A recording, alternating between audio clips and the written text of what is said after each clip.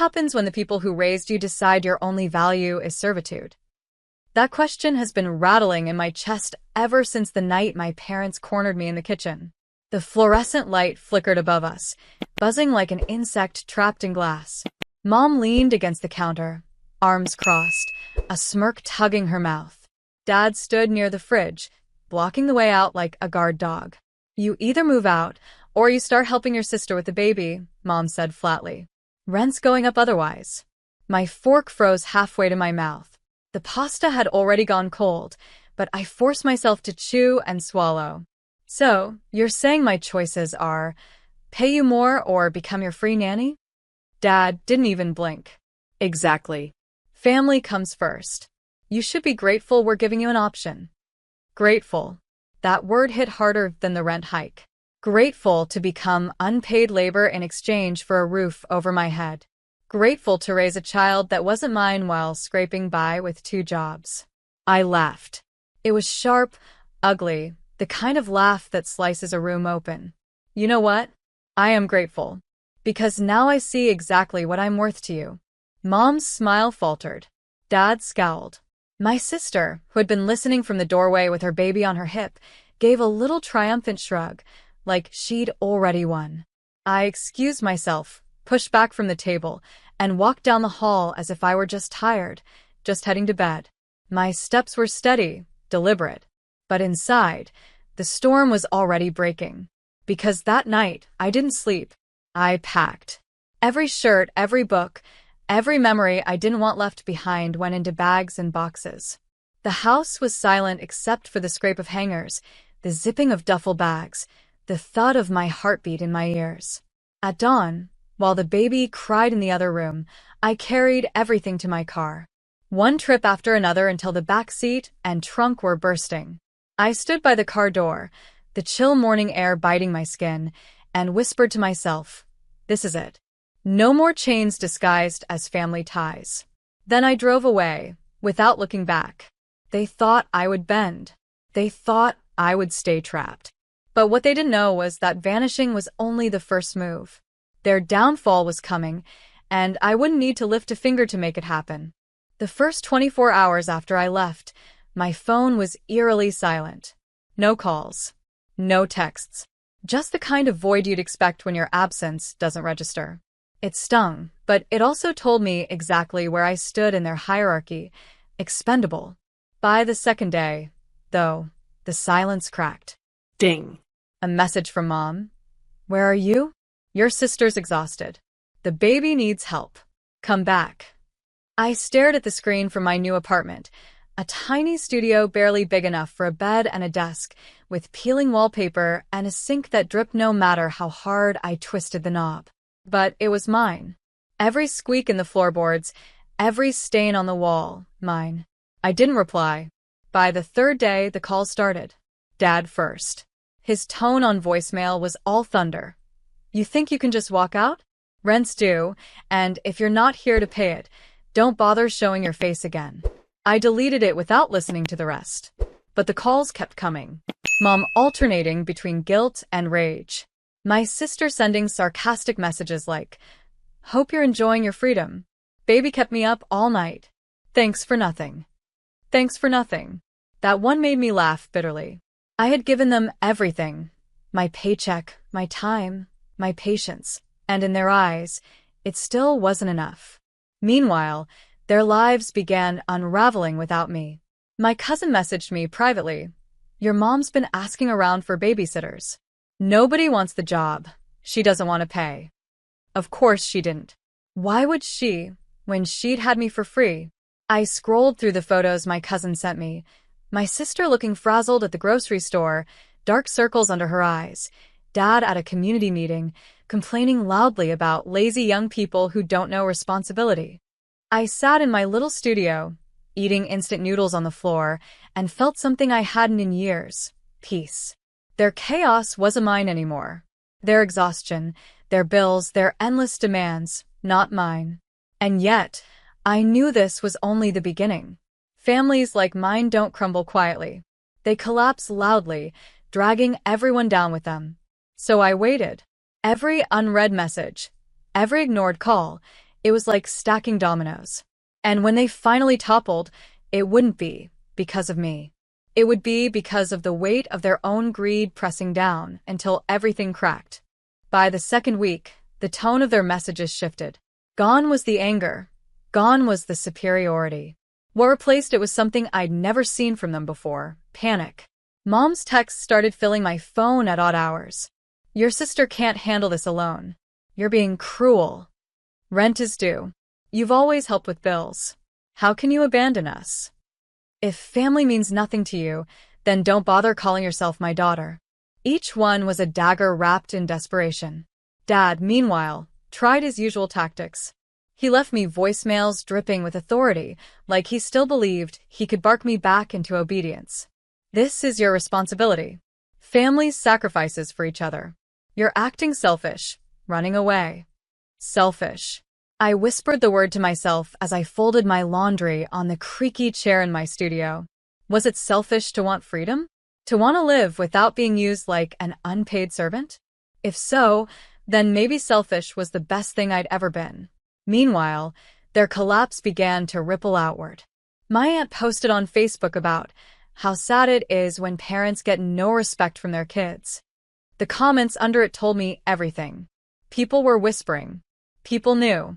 My cousin sent screenshots, and I nearly choked laughing when someone replied, "Respect goes both ways." And then came the call that sealed their fate. It was my grandfather. His voice carried the kind of weight that made even my father shut up at family gatherings. He asked me quietly, almost gently, "Why is your mother telling everyone you abandoned them? What really happened?" I hesitated for only a breath. Then the dam broke. I told him everything. The rent threats, the nanny ultimatum, the way they drained me until I was running on fumes. And when I told him how they treated my worth as nothing but free labor, his silence was louder than any outburst. Finally, he said, "I see." 3 words, heavy as stone. When we hung up, I knew it was over. Because if my grandfather was on my side, the scaffolding of lies my parents had built was about to collapse. I sat back in my chair, the hum of the city outside my window, and smiled. They wanted to make me their servant.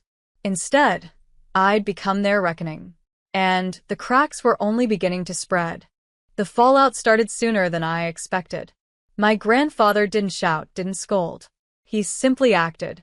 Within days, my parents' world began shifting beneath their feet, like sand slipping away from under a house on stilts. First, he called my father directly. My cousin told me the conversation wasn't long, just 10 minutes. But when it ended, my father stormed out of the house and drove off, slamming the door so hard the windows rattled. My mother trailed after him, shouting his name, but he didn't look back. By the weekend, the whispers had turned into open talk. Extended family members started messaging me privately.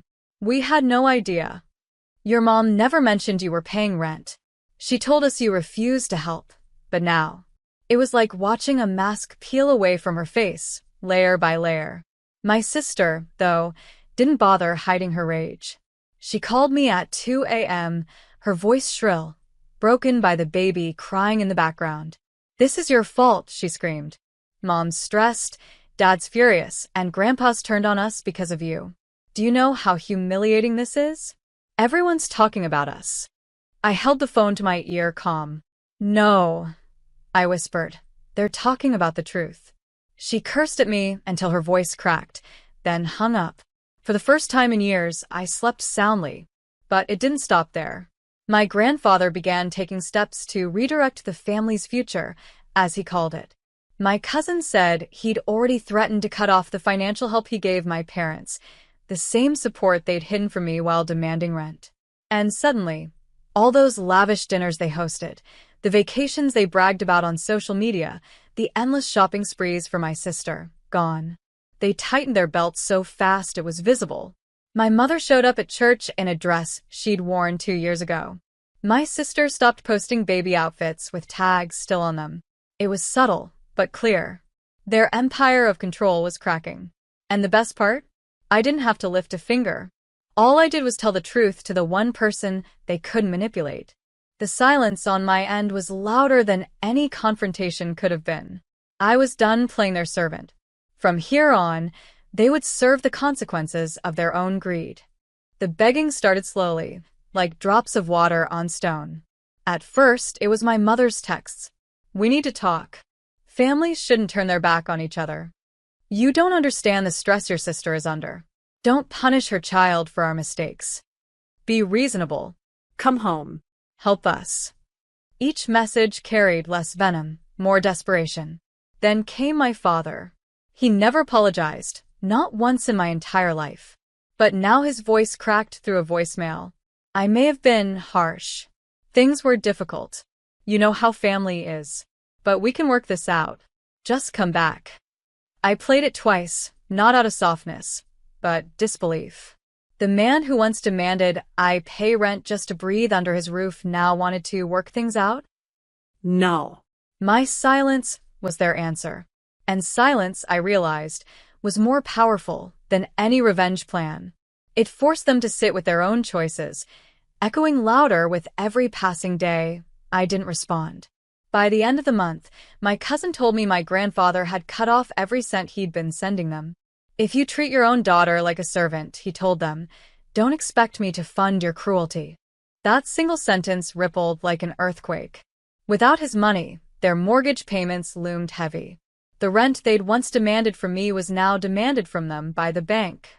My sister's nanny search went nowhere, and now she was home every day, exhausted, posting cryptic complaints online about how people abandon you when you need them most. Meanwhile, I picked up extra shifts, not out of necessity but because for the first time, the money I made was mine. No rent to hand over, no guilt trip attached, no threats looming overhead. I bought myself small luxuries, a fresh coffee each morning, a pair of shoes I'd been eyeing for months, a ticket to a local concert. Each purchase whispered freedom in my ear. And then the inevitable happened. My sister called again. This time, she didn't scream. She begged. Her voice was thin, almost hollow. "Please," she whispered, "just a few weeks. Mom and Dad can't handle this. The baby's sick, and I don't have enough for medicine. If you don't help, I don't know what we'll do." I stared at my phone, the weight of her words pressing against me. But then I remembered every night I came home from my double shifts, exhausted, only to find them laughing in the living room, demanding more from me. And suddenly, my choice was clear. I didn't answer her call. Instead, I let the voicemail play out in silence, her voice cracking, a baby crying in the background. Then I deleted it. Because I remembered. I remembered standing in that kitchen while my mom told me I owed her rent, even as she pocketed my entire paycheck. I remembered how my father smirked while I scrubbed dishes after a 12-hour shift, saying, "You're lucky we let you stay here at all." I remembered my sister tossing her hair, smirking, telling me I was too uptight whenever I begged for just a little help. Now, they wanted me to swoop in and save them? No. Their downfall wasn't my punishment. It was their reflection. That week, I made my choice louder.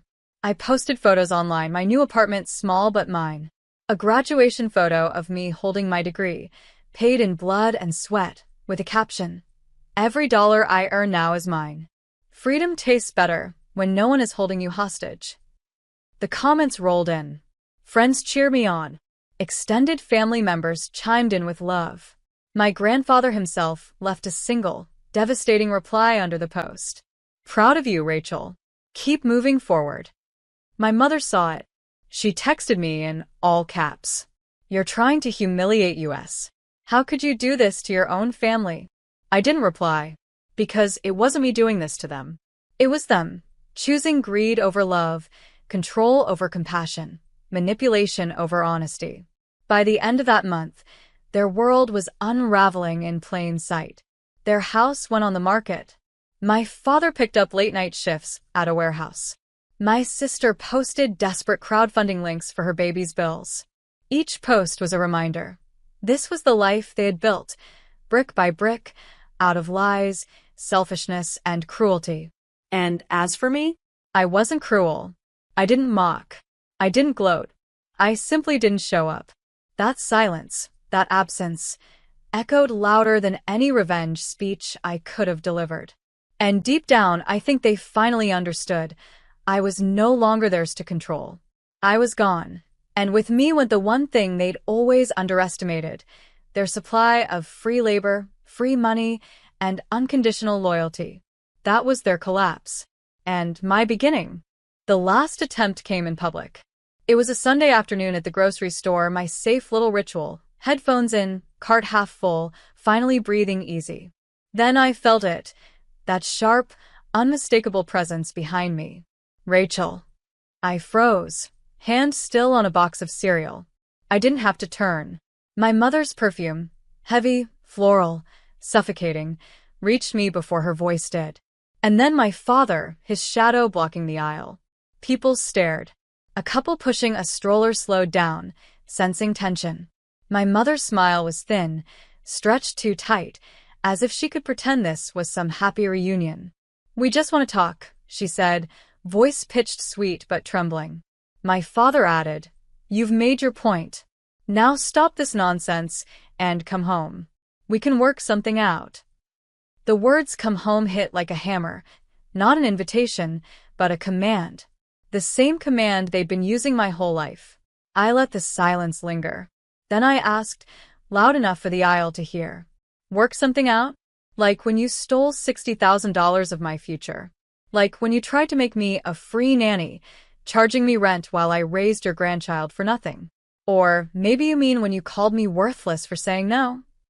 My father's jaw tightened. My mother's eyes darted to the strangers watching. A cashier leaned over to see. The humiliation they'd always buried inside closed doors was now dragged into fluorescent light. "You don't understand what family means," my mother hissed. I stepped closer, my voice steady, my hands calm. No, Mom. "You don't understand. Family doesn't use you. Family doesn't drain you dry and call it love. Family doesn't make survival a debt." The silence after my words was heavier than their shame. They couldn't spin it here, not with witnesses. My father looked away. My mother's lips trembled, but no excuse came. For the first time, they were the ones cornered. I pushed my cart forward, brushing past them. "This conversation is over. Just like us." And with that, I walked out of the store, leaving them standing there, exposed, small, powerless. Later, my cousin texted me. "Word's gotten around. Everyone knows what they did. No one's defending them anymore." The collapse was complete. Their reputation, their pride, their control, all shattered. But for me, it wasn't just revenge. It was the moment I finally understood. My life was no longer theirs to own. I didn't hear from them again for weeks. No calls, no texts, just silence. Until the letter came. A cream-colored envelope with my name scrawled in my mother's handwriting. Inside, a single page. No apology. No reflection. Just one line, underlined twice. "You'll regret cutting us off when we're gone." I read it once. Then I folded it neatly and slipped it into the drawer where I keep reminders, not of pain, but of why I chose freedom. Because regret? That was theirs. Mine was something else entirely. That week, my grandfather invited me to dinner. His house smelled of oak and books, his voice steady as he poured iced tea into 2 glasses. "I heard about the grocery store," he said, not unkindly. I nodded. "I didn't plan it. They showed up." "And you didn't run," he said, studying me. "That matters. You're not just surviving anymore, Rachel. You're standing." His words landed deeper than I expected. For so long, I'd been running from their control, their shame, their greed. But now? I was building something they could never touch. 2 months later, I signed the lease on a new apartment. Bigger, brighter, mine. The keys jingled in my palm as sunlight cut across the floor. I sat down in the empty living room, my voice echoing against bare walls, and I whispered to no one in particular. "This is what freedom looks like." Online, my sister still begged for donations. My parents' house sat unsold, marked down twice already. Their empire of control had turned into a pit they were digging with their own hands. And me? I wasn't watching anymore. I wasn't even checking. Because revenge wasn't about their downfall. It was about my rise. The poetic justice was simple. They tried to reduce me to unpaid labor, a servant in my own home. Now, I was untouchable, self-sufficient, out of their reach forever. The last message I ever sent them was 3 words: do not contact. And I meant it. What happens when silence is louder than revenge? They heard it in every empty chair, every unopened voicemail, every bill they couldn't pay. I heard it in the way my chest finally rose without weight, in the way my hands shook not from fear, but from possibility. Closure wasn't a door slamming shut. It was a window opening. And for the first time, I climbed out into the air, free.